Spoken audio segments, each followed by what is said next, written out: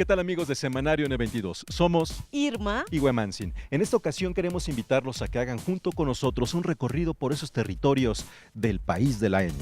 Así es, todo eso que no es muy evidente, pero que cuando lo vemos nos damos cuenta que nos define como América Latina, esta región.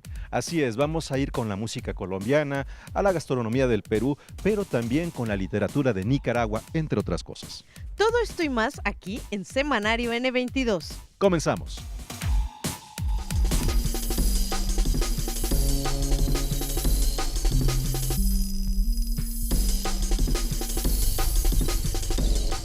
El equivalente a la expresión musical y popular que en México conocemos como sonideros, en otras partes del mundo tienen expresiones un poco diferentes. Por ejemplo, en el caso de Colombia se imaginan unas bocinas con colores estrambóticos sobre coches jalados por burros que recorren algunos de los pueblos de manera particular en el Pacífico de Colombia.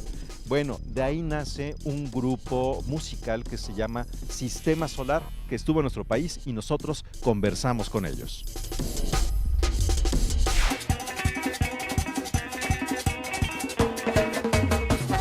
Bueno, sí, la cultura picotera ha existido en Colombia, sobre todo en la costa Caribe y en el Pacífico. Es muy del Caribe la cultura picotera.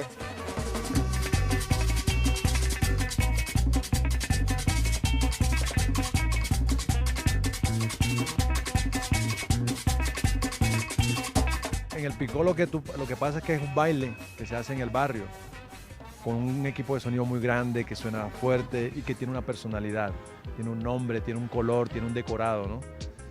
Ahí se puede escuchar muchas músicas, entonces eso es lo que lo inspira a uno.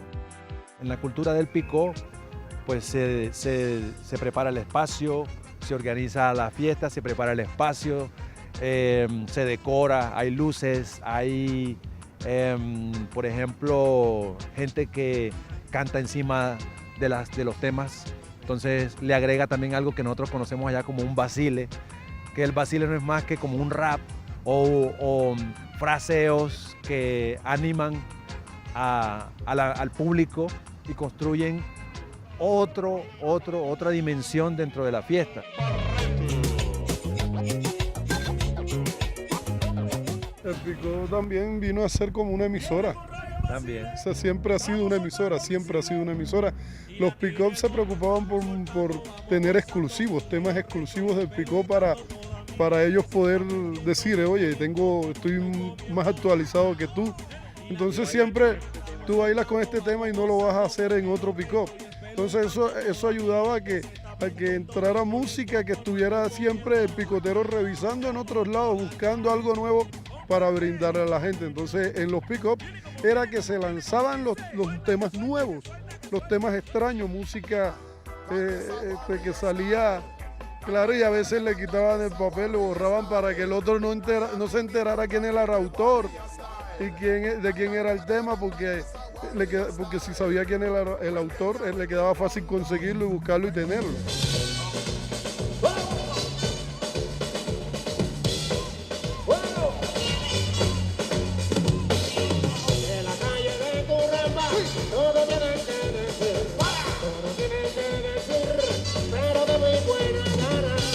Sistema Solar básicamente es durante todo este tiempo una agrupación que ha tenido un recorrido tanto en su país como fuera de él, conectando la cultura de las músicas afrocaribes, poniéndola a dialogar con cualquier cosa del mundo.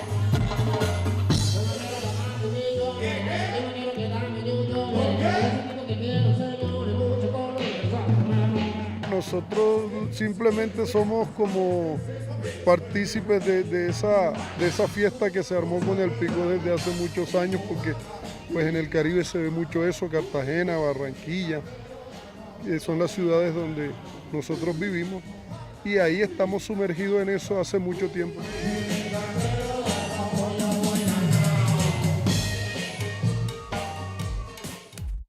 Amigos de Semanario N22, ¿quieren averiguar qué sucedió en la semana en términos de Trending Topics? Bueno, pues Alisbeth Mercado nos tiene la respuesta en nuestra sección Tendencias Web.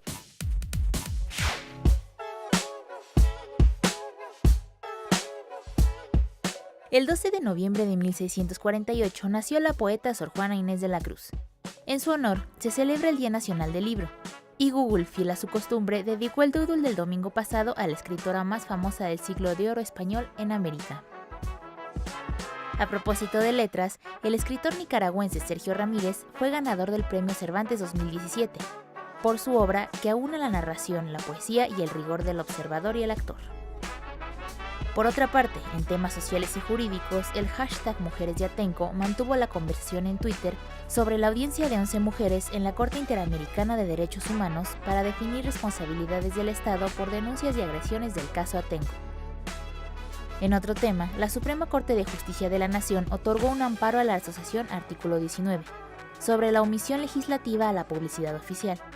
Eso significa la posibilidad de que el Congreso regule la administración de la publicidad a los medios. Para cerrar y dejarles el ojo inquieto, el 16 de noviembre el mundo celebró la gastronomía mexicana, que la UNESCO declaró como Patrimonio Inmaterial de la Humanidad en 2010, por su gran riqueza de ingredientes, la diversidad de preparaciones y su historia milenaria.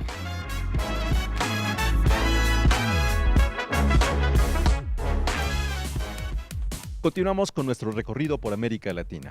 Sergio Ramírez, el escritor nicaragüense, también político en un momento y activista también, es el nuevo Premio Cervantes de Literatura, como se dio a conocer el pasado jueves.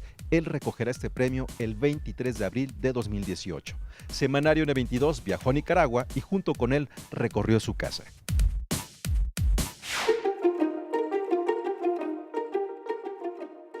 Pues vivo muy tranquilo aquí en Nicaragua, a pesar de todas las circunstancias adversas. Trato de sacarle lo mejor partido a mi vida, a mi trabajo en la escritura, fundamentalmente, y disfruto de lo que hago.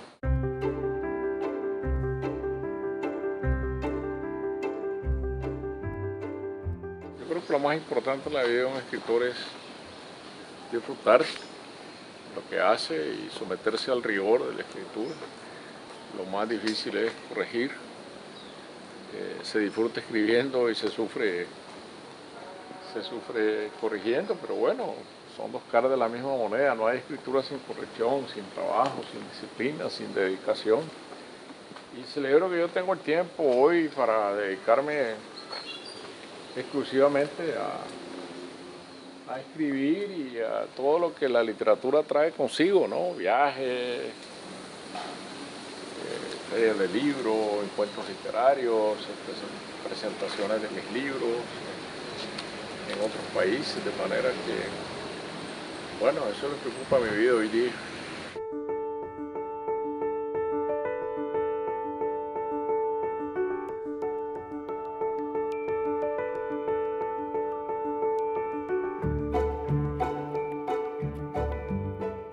Admiro escritores, admiro gente de conducta política para mí intachable. Mi personaje preferido es Nelson Mandela, Martin Luther King, Sandino. Admiro mucho a escritores como Antón Chejo, como Darío, como José Emilio Pacheco. José Emilio porque fue mi gran amigo también, ¿no?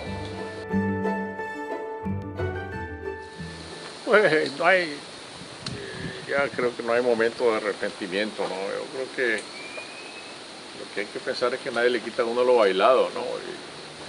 Hice cosas malas, hice cosas buenas, me equivoqué, erré, pero la perfección me parece que debe ser muy aburrida, ¿no? Así que en equivocarse también está el gusto, ¿no?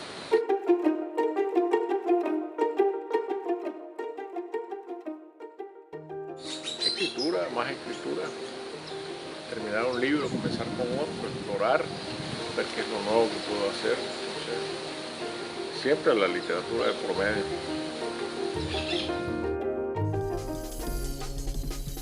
Ha llegado el momento de irnos a un corte, pero no se vayan, porque al regresar vamos a averiguar por qué Arequipa es patrimonio cultural de la humanidad.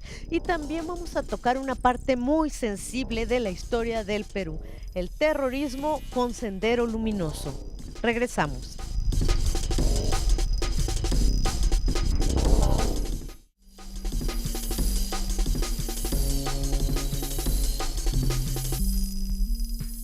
El monasterio de Santa Catalina en Arequipa, Perú, fue construido en 1580.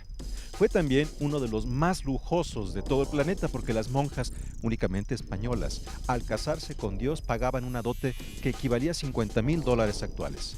Este monasterio ciudad es el único que todavía funciona en el mundo. En Semanario N22 lo vamos a recorrer.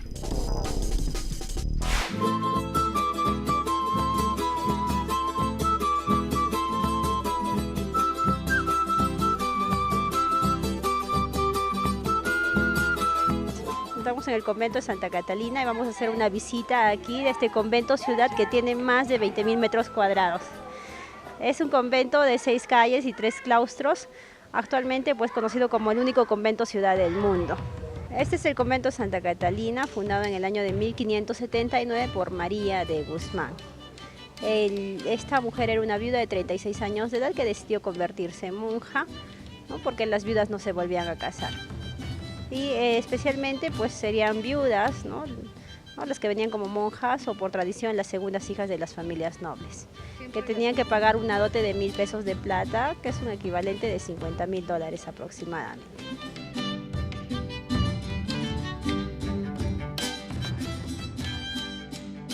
El primer claustro para las novicias era pues un área apartada de 7 celdas o dormitorios individuales, ¿no? Donde ellas pasaban gran parte del día estudiando, orando y meditando.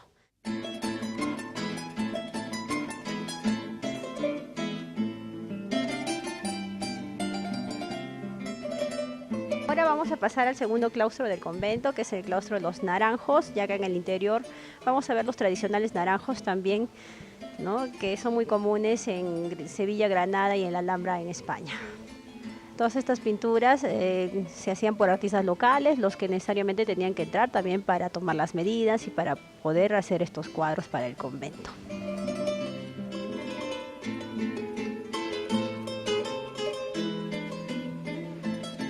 Esta es la calle Málaga. ¿Málaga? Sí, las calles están inspiradas en España. Pues vamos caminando lentito hasta la otra calle que es Toledo. El convento tenía 80 casas, 200 monjas aproximadamente y casi el doble de las criadas, como eran casi unas 300 criadas. Además de las educandas y para, ¿no?, los casos de guerras civiles también habían refugiadas. Ah, ¿sí? Sí. La calle Córdoba vemos ¿no?, los geranios muy tradicionales también para el sur de España, Andalucía, y hacia la izquierda que viven todavía las monjas. Pero hay casitas también en todo el camino entre esta nueva clausura, y son las casitas antiguas. Esto era un dormitorio, por eso vemos una cama dentro, perdón, una hornacina para la cama. En la parte de atrás hay un pequeño dormitorio o oratorio. En esta casa vivirían 2 monjas.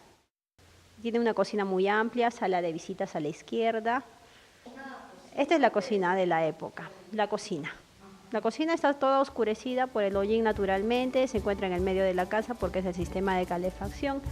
Tenemos los utensilios de cobre del siglo XVIII, ¿no?, y la típica sartén grande para preparar la paella española. Y el filtro del agua, que es una roca porosa de origen volcánico que ayuda a la purificación o destilación del agua potable. Y la cocina de verano afuera, que bueno, servía para hacer la carne asada o barbacoa.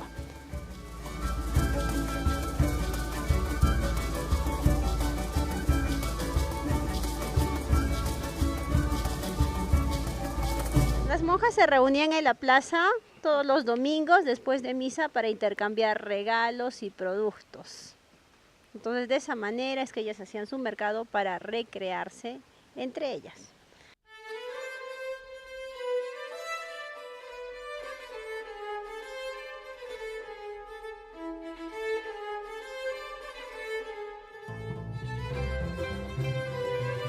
La última sala del convento a continuación es una galería de pintura.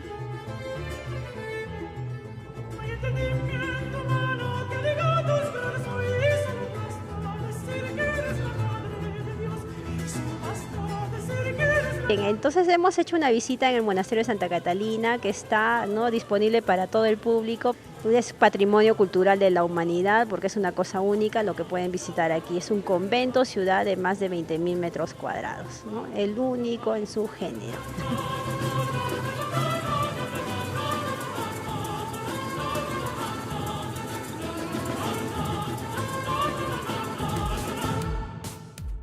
Es posible reconciliarse con unos padres que en su momento prefirieron hacer la revolución que quedarse con su hijo y cuidarlos, o resulta más útil preguntar, cuestionar al recuerdo. Esto es lo que se plantea José Carlos Agüero, con quien conversamos en el marco del Hey Festival sobre este tema y sobre la necesidad de hacer una política post-conflicto en Perú y en otros países azotados por el fantasma del terrorismo. Todos somos hijos de alguien y recibimos muchas cosas de nuestros padres, ¿no? Herencias queridas y no queridas, valores, tradiciones, en fin, nos educan desde el inicio para ser casi a imagen y semejanza, ¿no? Desde principios de los 80, cuando comenzó sus operaciones en el departamento de Ayacucho, hasta el 12 de septiembre de 1992, cuando el Grupo Especial de Inteligencia de la Policía Peruana capturó a su líder, Abimael Guzmán, o el presidente Gonzalo, en una casa de Lima, el grupo armado Sendero Luminoso causó decenas de miles de muertos en el Perú. Unos piensan que es una gran derrota, sueñan, le decimos, sigan soñando, es simplemente un recodo, nada más. Los padres de José Carlos Agüero pertenecieron a esta organización. Él murió en 1986 durante un motín en el penal en el que estaba recluido por terrorismo. Ella fue encontrada en la playa Chorrillos con 3 balazos en la nuca. Era 1992, unos meses antes de la caída del líder. No sé si mis padres eran guerrilleros, en principio. O sea, hay un tema muy complicado acá en América, no solo en el Perú, respecto de las palabras, ¿no?, y la manera de nombrar a quienes recurrieron a la violencia para hacer la revolución o lo que creían que era la revolución. Acá en Perú decimos terroristas. Creo que eso tiene muchas dificultades, digamos, ¿no?, nombrar así. De entrada, ¿no? Sí, claro. Limita la comprensión. Limita la comprensión, te etiqueta, ¿no? Terrorista, evita que escarbes un poco más en lo que es ese sujeto, porque ya lo definiste de principio a fin y no te preocupa saber qué fue su trayectoria, su historia, su vida, su origen, sus motivaciones. Después de algunos años, el historiador, escritor y activista ha llegado a la conclusión de que si nombrar a sus padres terroristas es la puerta para iniciar el camino hacia la reconciliación, entonces lo acepta. Siendo chico, en principio no había mucho que reconciliar, porque básicamente creía en mis padres, ¿no?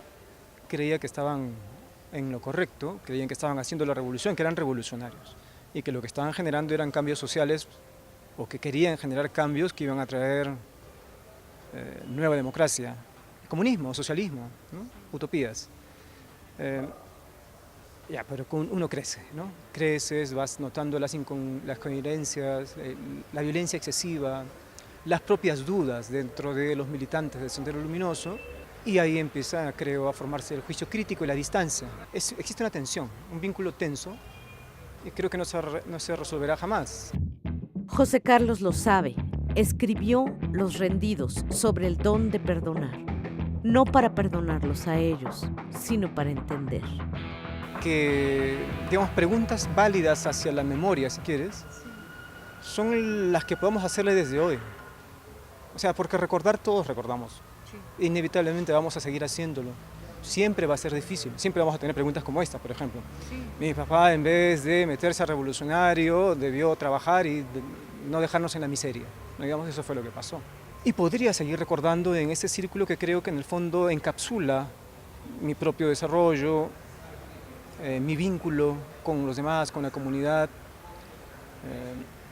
Mejor le pregunto algo a ese recuerdo, ¿no? El recuerdo es inamovible. Sí. Es simplemente el tiempo que se detuvo allí. ¿Qué es lo que quiero preguntarle? Bueno, ¿qué hago contigo? O sea, ¿qué hago con la memoria? Y en la búsqueda de las respuestas a estas preguntas, José Carlos Agüero se convirtió en activista por los derechos humanos. En Los Rendidos, sobre el don de perdonar, decidió compartir esta memoria con los lectores, porque para él, escribirlo fue un acto político. En este libro uso algunas cosas de la vida privada para, a la manera feminista, decir, son asuntos públicos. Luminoso sendero transitamos, lucharemos sin tregua hasta el final. ¿Sabe usted lo que es una picantería? Bueno, pista número 1, esos lugares no están en México. Pista número 2, están entre picar y picante. Después de una pausa, continuamos en Semanario N22 y vamos a visitar las picanterías.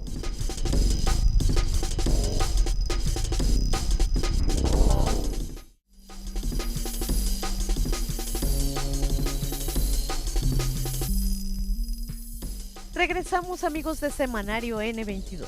Como ustedes saben, la cocina peruana ha experimentado un auge a nivel internacional en los últimos años. Pero esta tradición se remonta muchísimas décadas atrás con las picanterías. Estos lugares especiales en donde además de comer delicioso, se experimenta la convivencia, la plática, todos son iguales, la democracia. Nos dijeron que ahí se gestaron las revoluciones. Vamos a conocer la Nueva Palomino, una picantería de gran tradición en Arequipa.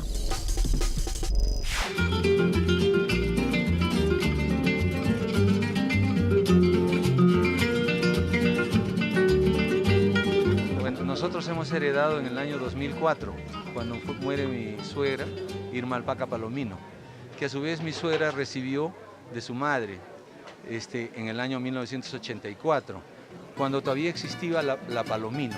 ¿Ya? La Palomino, ¿por qué? Porque en Arequipa tenemos la costumbre de anteponer el artículo a las personas, ¿no? Entonces decimos, vamos donde el Rudy, vamos donde la Mónica, vamos donde la Claudia, no sé. Al principio, cuando Mónica heredó la picantería de su madre, no estaba segura de querer seguir adelante. Sin embargo, existía una cláusula en el testamento donde le pedía que conservara el negocio durante 6 años y luego decidiera lo que quisiera. Así empezó la historia de una de las picanterías más famosas y entrañables en Arequipa. Nuestra idea era vender el local. Mira que íbamos a hacer una atrocidad. Íbamos a vender el local para irnos a Estados Unidos, porque Mónica no le agradaba y todavía tenía ese dolor de que su madre nunca tuvo un tiempo quizás para ella. Y Mónica comienza a ver los papeles y ve que se repite una constante, que su mamá cuando muere manda a llamar al notario y le dice que por favor, delante mío le dice a Mónica que no cierre el negocio durante 6 años. Cuando Mónica comienza a ver los papeles de la herencia de su abuela que le deja a su mamá, dice lo mismo. Y cuando la abuela, la tía abuela le dejaba a la abuela de Mónica, también decía lo mismo. Así, Mónica Huerta Alpaca se convirtió, como antes de su madre y antes de su abuela, en picantera, o sea, en dueña y señora de este espacio para la convivencia y, por supuesto, la buena comida. Y las chicherías, como las picanterías, nacen del amor de las madres por querer mantener a su familia. Las picanteras siempre fueron la cabeza visible del negocio. El esposo siempre fue muy considerado, pero ya ocupaba el 4º o 5º lugar. Siempre había un matriarcado. Todos creían que la picantera, por estar sola, era mea coquetona, y no era así, sino que era una mujer que realmente, guiada por el amor a criar a sus hijos y a mantener, es que puso un negocio usando las mismas técnicas prehispánicas de sus antepasados, sumado a los grandiosos productos que había en Arequipa, porque Arequipa es un oasis entre la sierra y la costa.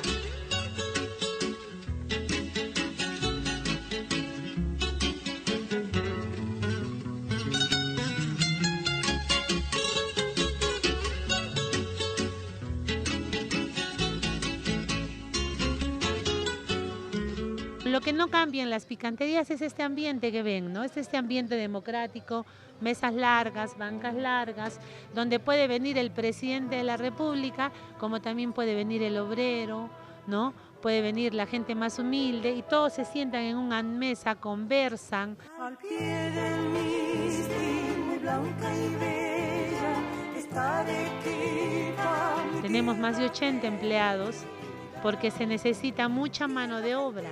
No hay ningún artefacto eléctrico en cocina. Todo se usa batán, todo se usa con las técnicas prehispánicas, se conserva las carnes, la chalona, la cecina, el charqui, ¿no? Se salazona, o sea, se le echa sal por espacio de semanas. Usamos el mocontuyo, que es el hueso de la cadera que tiene tuétano. Y ese hueso tiene un proceso de casi un mes. Eso es lo lindo de la picantería arequipeña, que las técnicas de las mamás o de las abuelas que en algún momento nos parecían aburridas, tediosas, hoy las valoramos más que nunca. Para tomar una buena chicha, comer un buen lomo saltado, un chancho al horno o un queso helado y sobre todo mantener conversaciones entrañables, nada mejor que ir a una picantería como la Nueva Palomino, en donde Mónica y Rudy esperan a sus clientes con una gran sonrisa y la mejor comida de Arequipa. Es momento de conocer lo mejor de la semana de Noticias 22. El filósofo estadounidense Noam Chomsky formó parte del coloquio internacional Los acosos de la civilización de muro a muro que organizó la UNAM y la Universidad de Guadalajara, donde reflexionó sobre las amenazas que provocan el cambio climático. There was tremendous resistance to it. The capitalist system was imposed by force. It broke down traditional societies. It had to change people's traditional attitudes towards labor, towards community, towards nature. Tremendous resistance, still resistance today. It has imposed cultural, economic, institutional structures which are deeply inimical to even the survival of organized human life.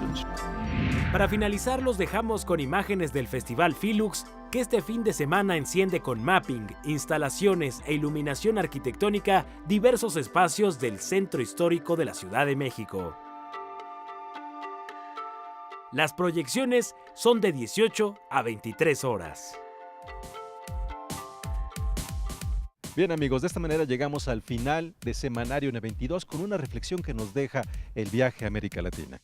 Así es, Huemansin, amigos, que si bien compartimos algunos problemas en esta región, también podemos encontrar juntos las soluciones. Porque ya compartimos una herencia cultural bastante rica, lo mismo en música, en gastronomía, que en los colores, en fin, hace falta estar más comunicados. Así es, Huemansin, pero ahora volvamos a México, a esta ciudad.